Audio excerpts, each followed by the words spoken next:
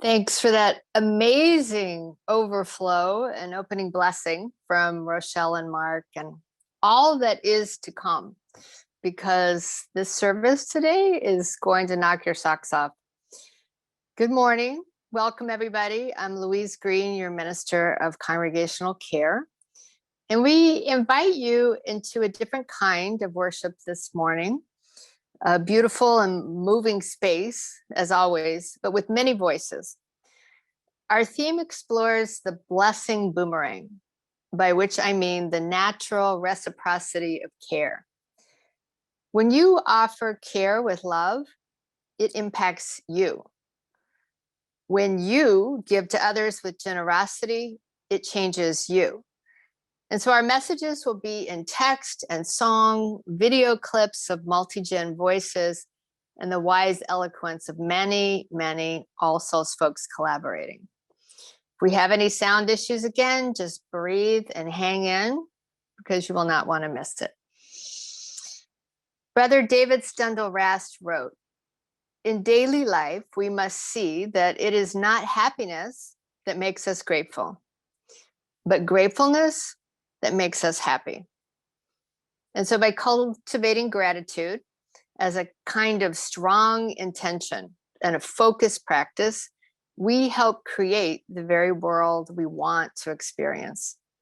This morning, we invite you to explore how the blessings boomerang might be an essential frame for how you intend to live and thrive.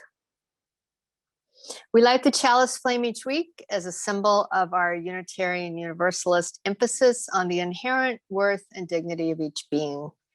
And so I welcome our chalice lighting family today, Antonio Romero, Marta Silva, and Nico Romero.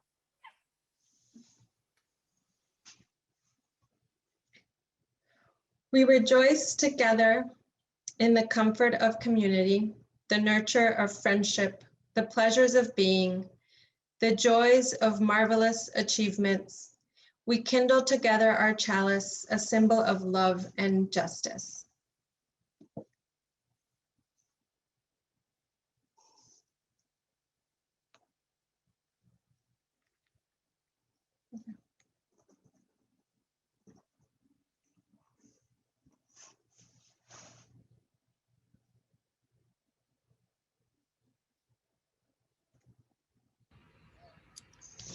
Good morning, All Souls, and welcome. My name is Rochelle Rice, and I am the Associate Director of Music and Arts. Today's service is collaborative and intergenerational in the best of ways, featuring music from our Black American Music Ensemble, youth choirs, middle and high school religious education programs, and music from singer, songwriter, and dear friend, Maya Rogers. What a rich offering this morning. I invite you now to remain on mute and join in singing our opening hymn.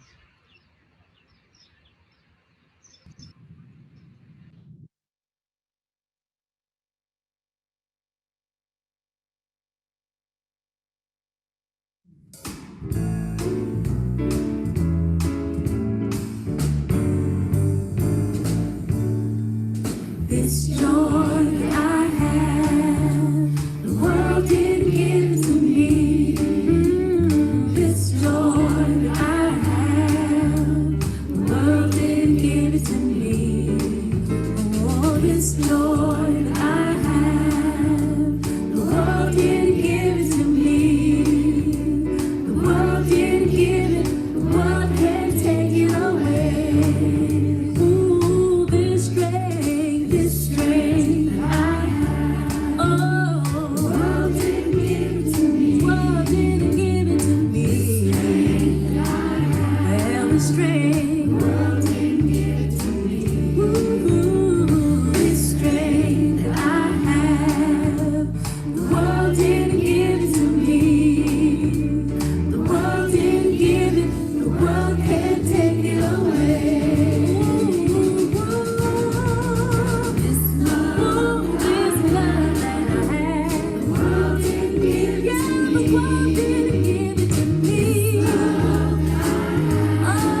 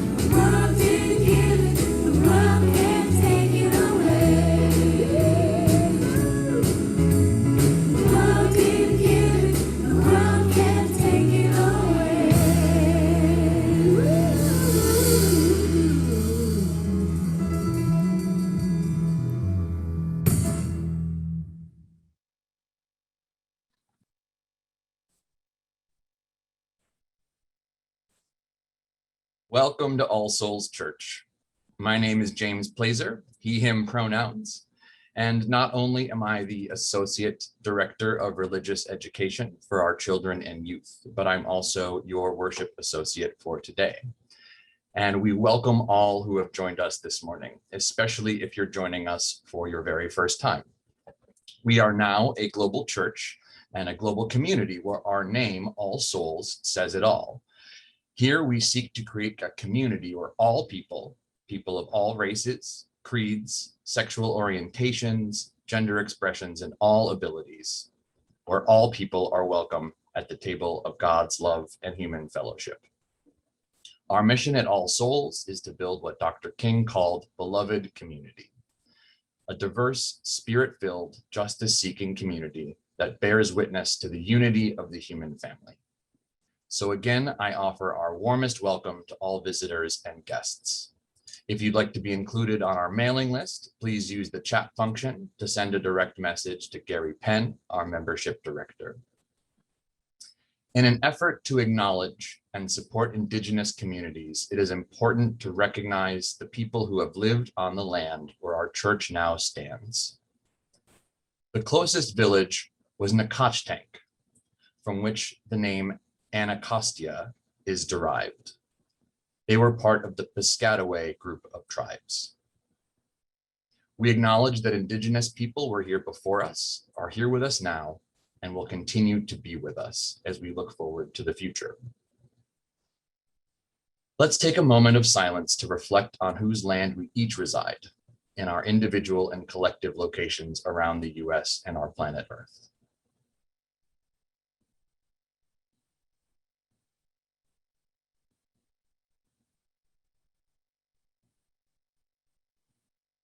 Thank you. Now is a time when we turn to greet one another. In this time of worshiping online, it has become what we call beholding, taking a moment to scroll through the gallery view, saying hello to one another in the chat, beholding each other's faces, and appreciating that we have shown up for one another as we have in this co-creation of community. Let us behold.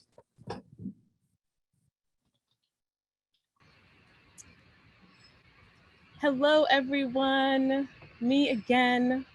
Registration is now open for the inaugural All Souls Unitarian Music and Arts Summer Camp, which will be held August 2nd through 13 for ages 5 to 12. The camp will offer a multidisciplinary arts experience with some of the region's most sought after visual artists, dancers, actors, musicians, and teachers. And I just want to say, they truly are the creme de la creme of what DC has to offer in terms of arts. This full day program with aftercare option will be themed around earth justice through arts advocacy and will culminate with a closing performance and exhibition. And the camp staff is working with leading COVID-19 experts to ensure a safe environment for all. Space is limited. Register now. I'm going to put some information in the chat and check out this promotional video.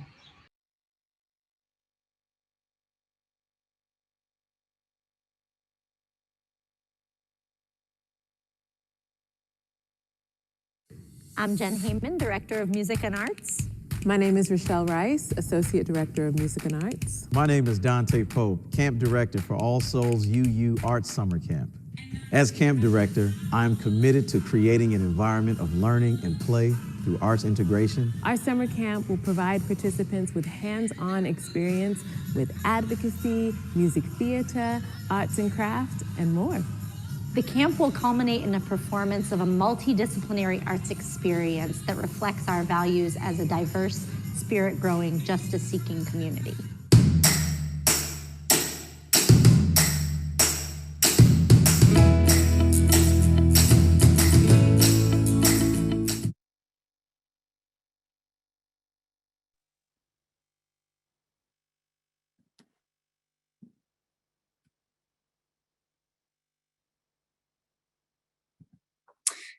Good morning, All Souls. I'm Rob Keithan. I use he, him pronouns, and I serve as your Minister of Social Justice. I want to draw your attention to 3 gatherings happening after worship today and highlight one other event. Today, after service, in addition to the regular coffee hour in this same Zoom room, there are 3 special gatherings. First, the Board of Trustees will host a conversation about whether the next church year is the right time to set new goals. As we come back together physically and look at our past 200 years, but also our future, it may be an ideal time, but it will also require significant work. Please come and hear about what this process would involve and provide your feedback about whether next year is the right time for us to plan our future. Second, there will be another in our ongoing series of gatherings of multiracial families for relationship building and mutual support. And third, there will be a kickoff meeting for the Social Justice Ministry's collaborative campaign to decenter policing and instead invest in the programs that truly do help. There are ways to be involved, whether or not you are a district resident.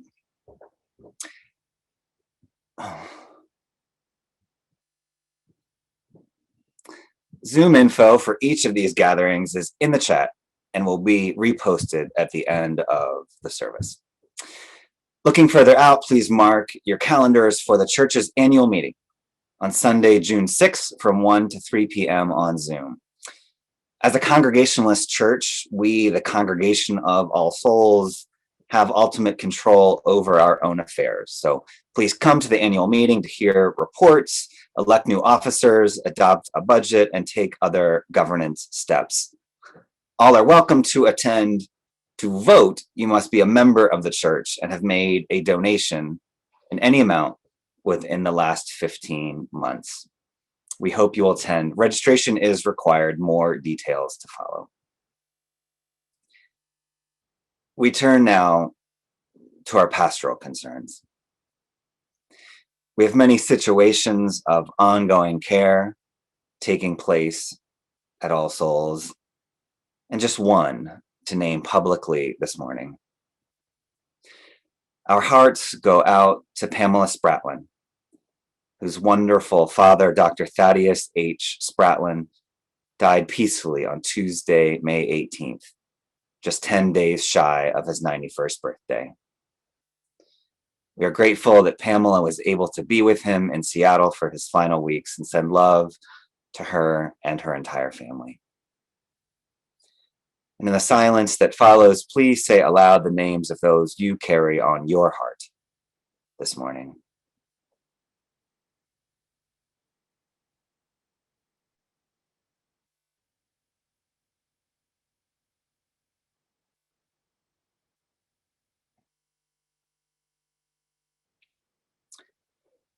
I invite you now to join me in the spirit of meditation. Take a moment to ground yourself wherever you are, and take a few centering breaths to connect your head and heart and soul with your body.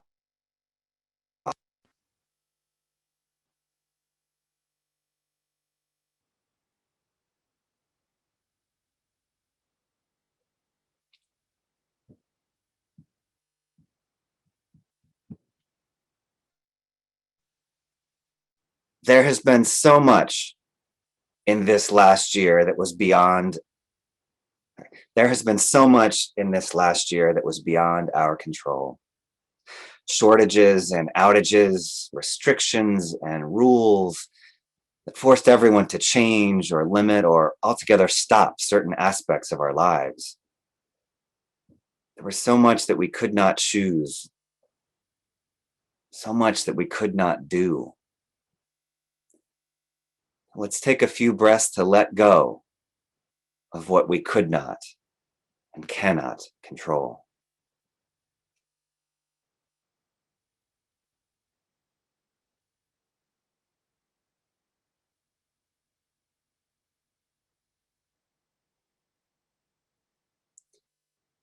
And yet, even amidst the limits We can choose to invest in community, in compassion, in care, in each other. And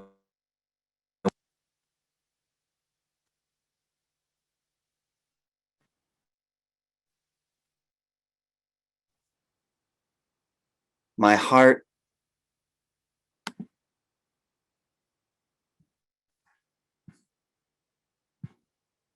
is moved by all I cannot save.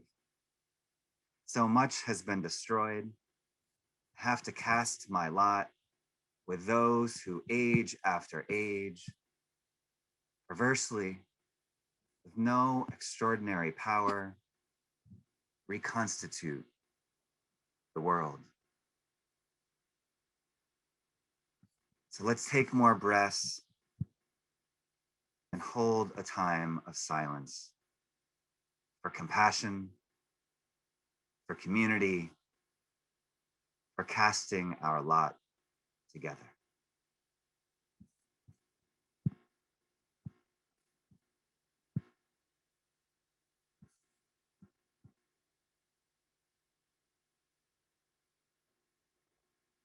Amen.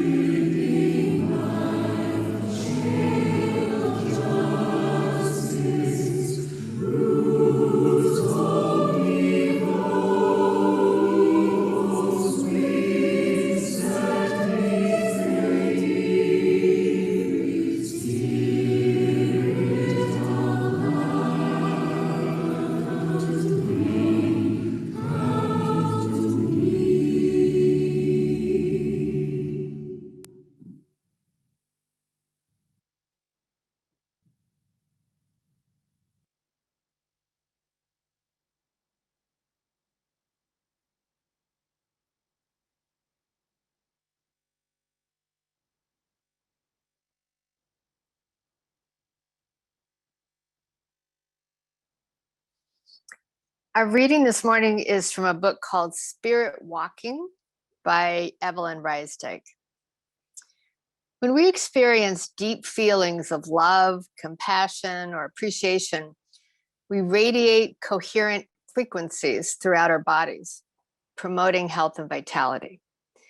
And these feelings have the capacity to bring your DNA into its most harmonious state of being.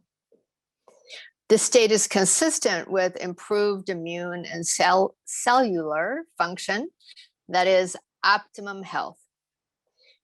By fostering feelings of love, compassion, appreciation, and gratitude, you can provide yourself and all other creatures an antidote to the damaging effects of fear and anger. For instance, by nurturing compassion, you will be more able to feel your interconnection with other beings. And this feeling of interconnectedness can move you to find ways to alleviate suffering, to take action. It's clear that our family, from our human family to the larger one that includes all beings, is in dire need of support. Fear, anger, frustration negatively impact your body and the bodies of all other beings. And at this time on the planet, there is no more dramatic action you can take in the world than to learn to work with your feeling energies from Spirit Walking. I think it's safe to say that working with feeling energies over the last several years has been a major challenge, like a roller coaster of epic proportions. Daily life brings me, and probably you, waves of anger, fear, and sadness in response to 100 different situations. There is global pandemic, political toxicity, racism, misogyny on massive scale, the devolving of shared understanding about science or truth or common good. All that, more, and you know this, so I won't dwell there. In my own life, managing the edginess and the anxiety over the last 2 years has also had some rough patches. This time brought job change, job loss, unemployment, some personal health worries, an extended family drama, and then work recalibration into 2 home offices, thus living and working in very close quarters with spouse and 4 animals. It also brought the extreme quarantine of my own extroverted self, which has been a journey. And then these last weeks of opening up have evoked a range of emotions in me again. The broad changes feel kind of dizzying and the protocols unclear. In the last few weeks, there's been a sharp increase for me in in-person meetings, restaurant visits, as well as participation in larger events like the wedding I did last night out here in the Shenandoah. Well, I have felt some fatigue, some uneasiness with all the rapid movement into public life. What used to feel normal still feels anything but. And my more introverted self has risen, and my extroverted self is a little bit confused. It is more urgent than ever for me, perhaps for each of us, to establish some kind of coherence in the chaos, to individually and collectively keep naming what keeps us whole, and to work it, to remember the things that served us well over the last year and to keep on going with what has proven valuable. This is the ministry I now do in several realms. At All Souls as congregational care minister half-time, as a spiritual director and coach with people from across the country, and then restarting next week as a trainer in organizing and racial equity. Everywhere I move, people are just trying to figure it out. And so where are we now? How are we going to live well amidst these ongoing challenges? I love seeing that the philosophical souls will gather tomorrow night at 7:30 to ask some important questions. And their queries can be useful to all of us right now in a new stage of pandemic life and change. Have we become clearer regarding what we most need and value? Have those needs and values evolved? And what are we ready to let go of or to refuse to let go of? What sort of life do we hope to create? And then today, after the service, we have a similar opportunity where the board begins a dialogue on congregational vision and goals for the next 5 years or beyond. We need to design and live into the ongoing process of becoming community, because it doesn't end. 200 years into this project called All Souls Church. We need to keep explicitly naming our chosen 8th principle, which pledges that we journey towards spiritual wholeness by working to build a diverse, multicultural, beloved community by our actions, all of our actions that accountably dismantle racism and other oppressions in ourselves and institutions. And this kind of recalculating moves us in the direction of our highest values as a church. We will be pondering the reciprocity of care for all of us as a community and as an ecosystem of care. I believe that our inner calibration can be a game changer. It is important to set some daily intentions around which feeling states you nurture and encourage. To offer and receive blessing is a choice. It is a choice around a particular state of heart and mind. And this is 8th principle orientation as well. We can make an interior emotional landscape adjustment and cultivate our desire to offer support in the external ways. Let me be really clear. The choice does not deny the pain, anger, fear of human existence. It does not aim to suppress the wide range of feelings that we all have as humans and the variety of ways that we harm and we destroy one another. I'd say choosing a blessing state is a kind of spiritual practice, one that keeps calling us to wholeness in the face of much that is indeed broken. And this doesn't come from some perpetual Zen la land of ease. It is not like that. But your emotional frame of life matters for your own health and the well-being of others around you. Ask some people near you. They may tell you. Repeated expressions of gratitude and appreciation impact your own heart and soul. And every global wisdom tradition names a similar essential understanding. This includes world indigenous communities who have never stopped calling on all humans to a profound consciousness of interwoven gratitude, gratitude for all that exists. We are perhaps more aware than ever how much we cannot control in the external world, in the landscape which is evolving and de-evolving around us. And yet, as we heard in Spirit Walking, we do have some choices in how we manage our reactions to all that change.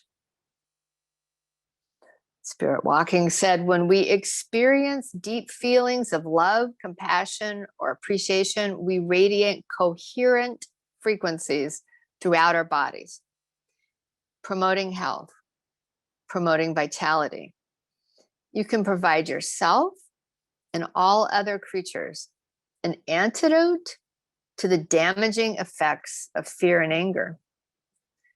And by nurturing compassion, you will be more able to feel your interconnectedness, the connectedness with all beings. This feeling of interconnectedness can move you to find ways to alleviate suffering. And so to name what makes you feel grateful and to develop that felt sense of appreciation state literally shifts the world you are experiencing. To feel this, to feel held in this woven web of all that is, and to offer care in these cycles of reciprocity, it is the way forward to thrive. When you make that crucial move to enhance your own coherence, to amplify the generosity and the love, it is as if you are co-creating an energy field of blessing to those around you. And here's the bonus prize. This blessing field will come back into you in that boomerang of amazing grace. And we will sense more deeply the strong presence with us that is only gift, that love which flows without our striving. Blessed be, as we are held. Amen.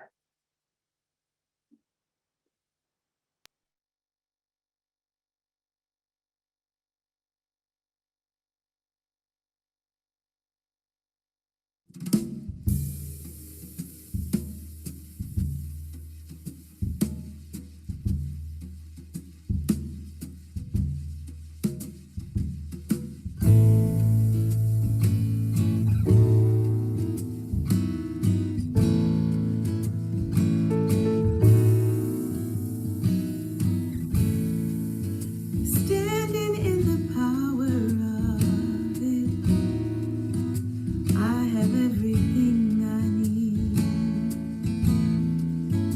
I don't even have to ask.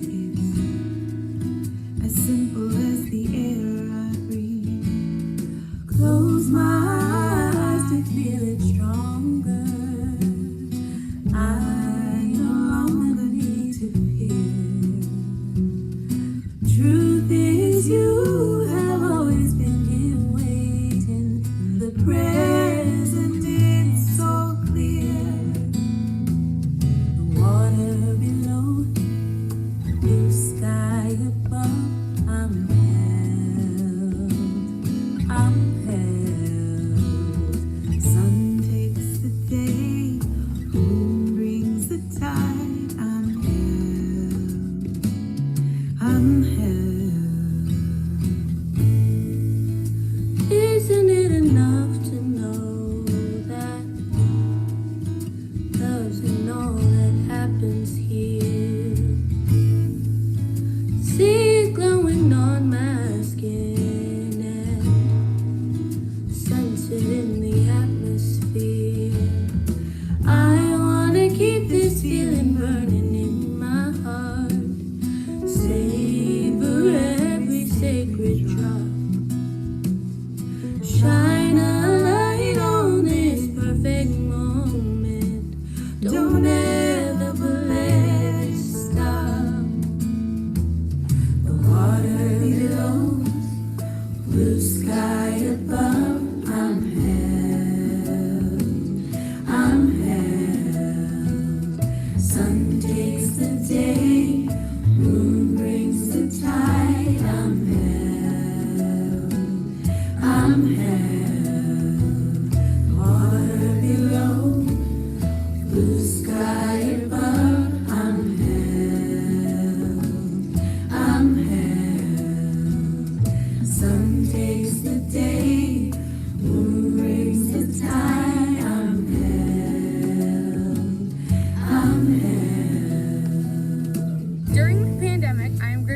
mom because she has just really helped me and she's just really kind and generous. I'm grateful that I have food, and I'm grateful that I'm able to communicate with my friends during quarantine. My close friends and the people that I've been able to spend time with, social distance or not, and for my mom and my baby cousin. I'm grateful for my cats because they're nice and cute and also cuddle me a lot. I'm grateful for my dogs because they really got me through this with all of the cuddles and just the time to be able to spend. One thing I'm grateful for that's helped me get through this pandemic is my lizard raccoon. He has given me some stuff to do during this pandemic, so I'm not just getting too lazy. And he's also brought me great entertainment and what it's like to care for a living being. I'm grateful for my sister who's helped me through this pandemic. I'm grateful for my school community because, it helps being with my friends. And I'm grateful for my dog because I've been able to teach her a lot of tricks and spend a lot of time with her. And she's really helped me through the pandemic. I'm grateful for my friends and family and pets because they help me through quarantine. Some people I'm grateful for are my parents and my friends. My parents help me with schoolwork, they feed me, and they just help me with a lot of things in general. My friends, because it's nice to hang out with them, talk to them, and play video games with them. one person that has inspired me is Jackie Robinson because of his perseverance to never give up and that he cared about helping others through his brave actions. My favorite quote from him is, "A life is not important except in the impact it has on other lives." Water below, blue sky above, I'm held, I'm held. Sun takes the day, moon brings the tide, I'm held, I'm held. The water below, blue sky above, I'm held, I'm held. Sun takes the day, moon brings the tide, I'm held, I'm held. Water below, I'm held, blue sky above, I'm held. Sun takes the day, I'm held. The moon brings the tide, I'm held.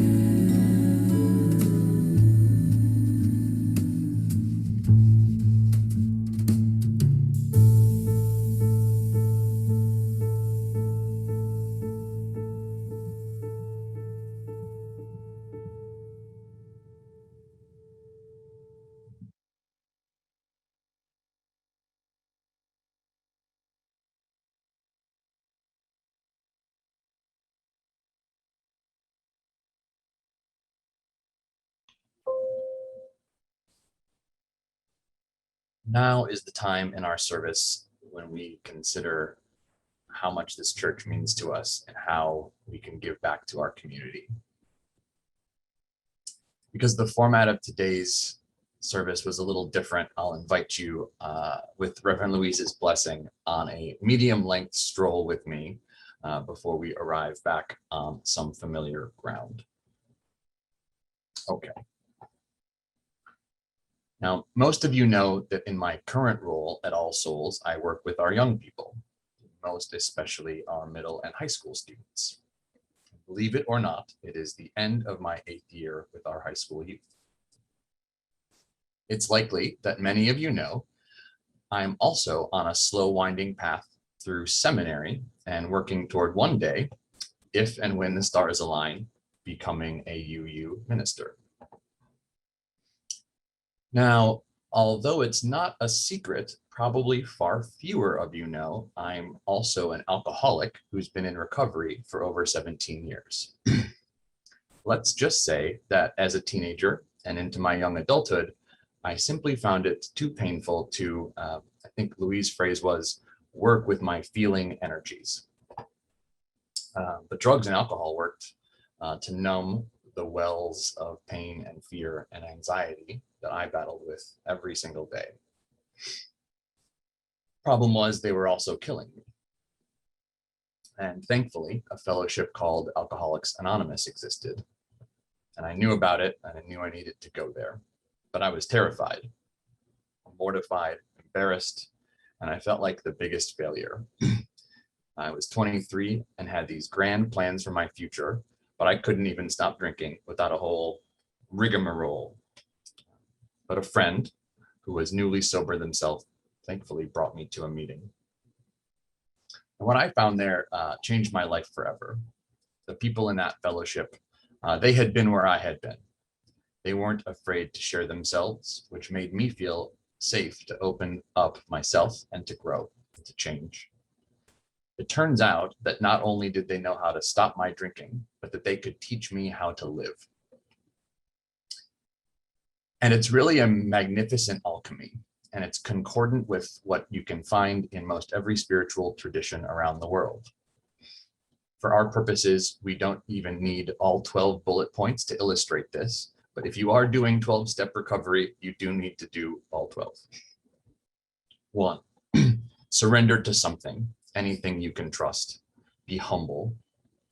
Admit who you are in all your glorious imperfection, and begin to allow others to truly see you. 2, try to be accountable and do the right thing.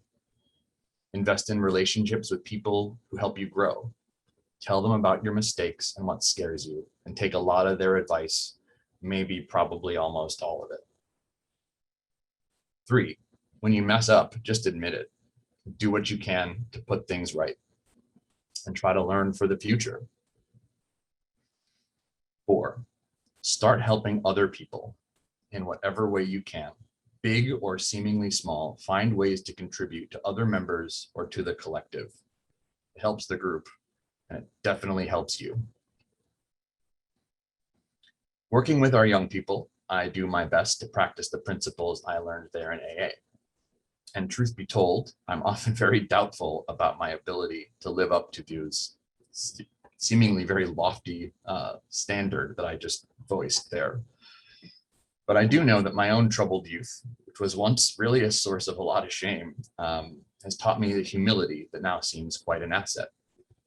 I talk to our young people, embarrassed about your grades, you can tell me. I legitimately failed out of high school twice. Worried about college? I got rejected from every single school I applied to. I don't know if you remember how competitive that admission season was. Everyone comparing and jockeying. Oh, yeah, every single school for me. I know how those fears and those feelings work, but also that you can live through them and we live beyond them, and that we can use those feelings to help others. None of that is to minimize, of course. I hope it's just the opposite. That by owning and voicing what was once for me mortifying, it seems to transport me and my DNA, as Louise mentioned, to a more harmonious state of being that then transforms into something useful to the people around me. I see our middle school teachers and our high school youth advisors doing the same thing.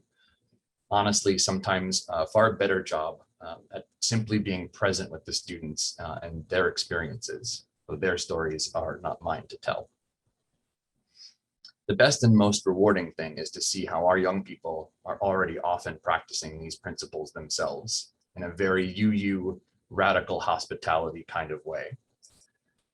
I see it often with our middle schoolers and high schoolers on our weekly Saturday hikes through Rock Creek Park and on our Sunday morning Zoom sessions. Just this past Friday, our high school students had an overnight campout, a very delayed and truncated version of a fall retreat that the pandemic did not allow to happen. And if you could be there, you'd be so proud and hopeful of how they are acting, how they behave together. They performed in a mandatory talent show. Everyone in the group honored every performer with loud applause, regardless of anything, regardless of nerves, fear, everyone got loud applause. Each student shared a magnificent, meaningful trinket of themselves during our youth worship, and everyone sang our hymn even. And all were met with love and warmth and support. The sing-along that followed was even pretty epic, and I'm definitely going to get in trouble for sharing even in these general terms, but you deserve to know and to see our young people, because they've been through so much and are so incredibly resilient. And seeing them is one of the points, one of the goals of today's service.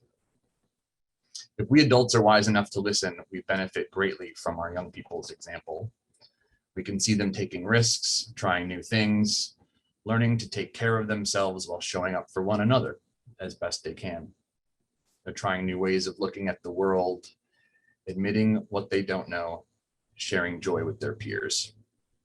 They remind us that we don't have to be young to risk opening up to our colleagues and to step out of our comfort zones, to surrender to whatever mystery life happens to place in front of us today, one day at a time.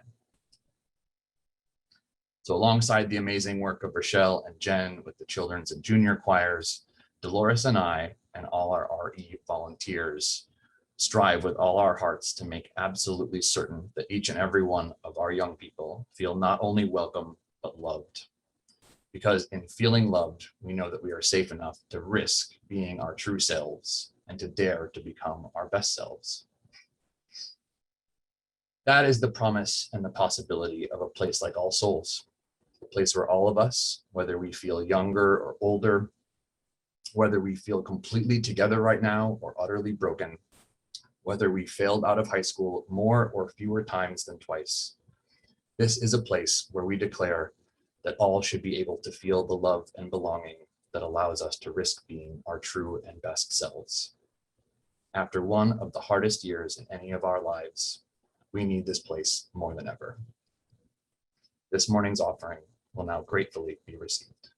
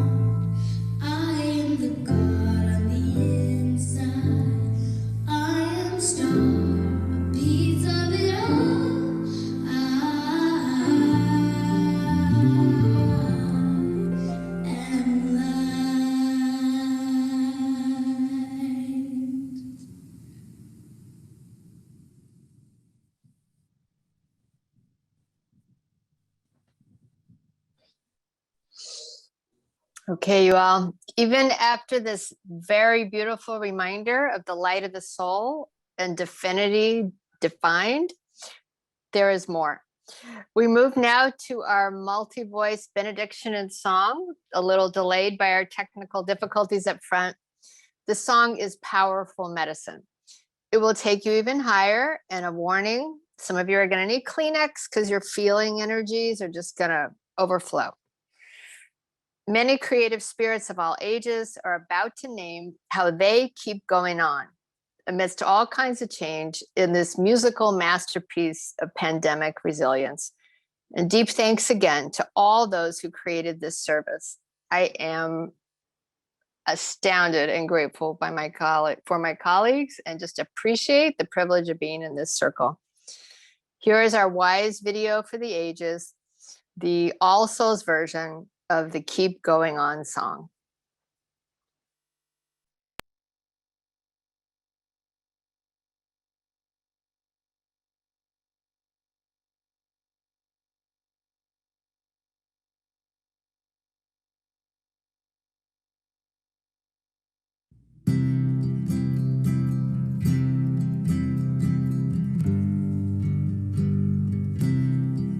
This is the keep going, keep going, keep going. Good morning, good afternoon, good evening. I'm Rochelle, and I heard this song from Abigail and Sean Bankson. They so brilliantly captured what it's like to be in a pandemic. The fear, the worry, the freedom restriction. So I combine my words with Abigail's, and I've invited some of my heroes to share their words, and I've invited some of our young people to show us the way that they keep going on, keep going on, songs. And we've been mostly healthy, and I want to thank God and my body for keeping me alive, keeping me singing, keeping me mostly sane, and keeping me going, and keep going on, keep going on, songs. Keep going, keep going, keep going on, keep going on, songs. And there's a lot of things we lost, opportunities, and at times hope. But I learned that my greatest act of revolution is to love myself, eat good food, and to laugh, and to live, to show up, not be perfect, but be present in the here, in the now, to show up, show up, show up for my life and yours, and keep going on, son. And how about you? Are you okay? Are you alright? Are you okay? Are you alright? Is your heart breaking? Well, I hope it's breaking open. Is your breath shaking? I hope it's breaking through. And I hope you've watched a lot of great television, a lot of it. I hope you found a hand lotion that finally makes your skin feel better. I hope you have enough to eat. I hope you're getting enough sleep. I hope that you have all you need. I hope that you have enough good company, or at least enough good memory to last you a long time. Keep going, keep going, keep going on, keep going on, songs. Keep going, keep going on, songs. Keep going, keep going.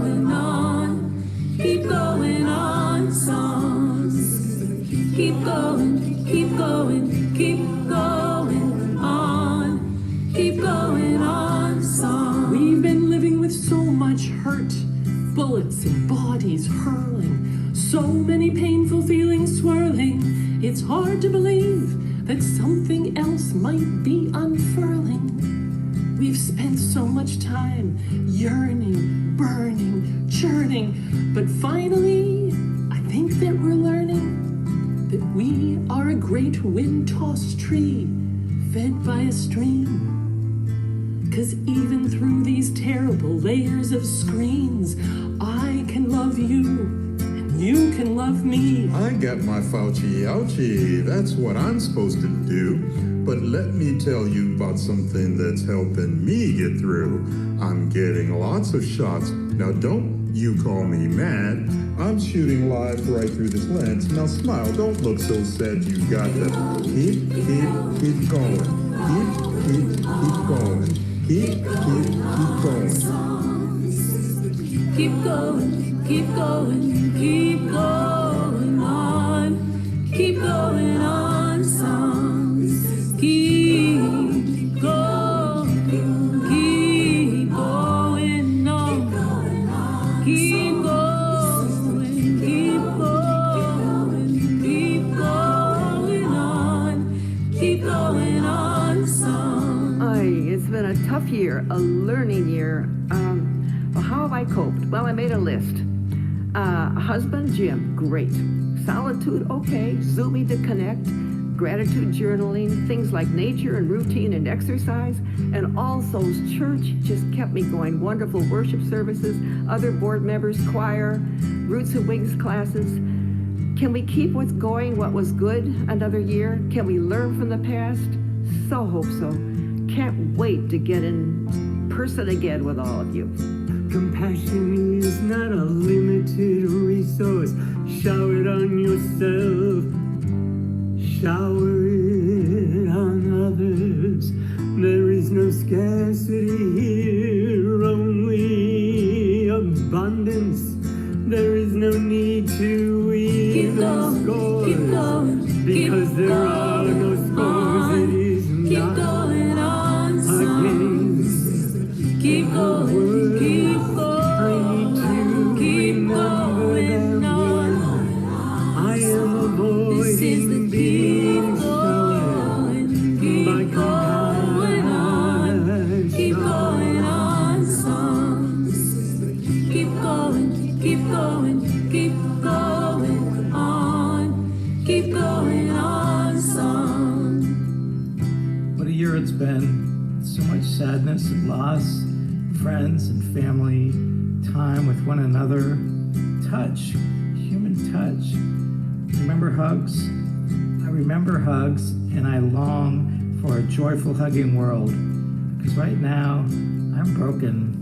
I feel broken. May my heart break open in compassion and empathy for other sorrow. Open to the beauty of the world, clouds, flowers, dogs, and beauty in one another. Yes, even now we are beautiful. We may be tired and lost, but together we're beautiful. Together we're stronger. We can love longer. Grateful that we are here to keep one another going and keep us all singing. Keep going, keep going, keep going on. Keep going on, songs. Keep going, keep going, keep going on.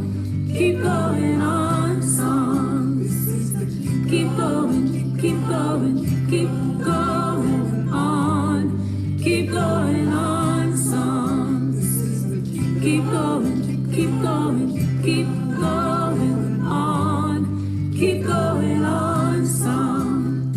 What gives I hope here in this community is a place of richness and resources and justice. And perhaps you're not ready, perhaps you're a little scared, perhaps you're filled with joy or relief or grief or pain or rage. Well, I pray our rage is a fire that cleans our minds and makes us ready to listen. I pray our pain is a river that flows to an ocean that connects